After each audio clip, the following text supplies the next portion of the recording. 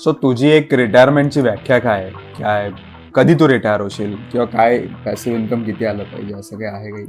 As an individual maybe 1,00,000-2,00,000 पर month. So this is a goal की म्हणजे तू समजा 1.5 लाख रुपये महिना तुला पॅसिव्ह आला तर तू रिटायर होऊ शकशील. लेट्स अज्युम इथून 10 वर्षात तुला रिटायर व्हायचंय तर 1.5 लाख रुपये आले पाहिजे. सो 1.5 लाखासाठी साधारण 2-2.25 करोड म्युच्युअल फंड्स मध्ये झाले ना की तू तिथून तुला पॅसिव्ह इन्कम येऊ शकतो. हे माहिती असणं खूप इम्पॉर्टंट आहे. आता तू कुठल्या कुठल्या ॲसेट क्लासमध्ये इन्व्हेस्ट करतेस?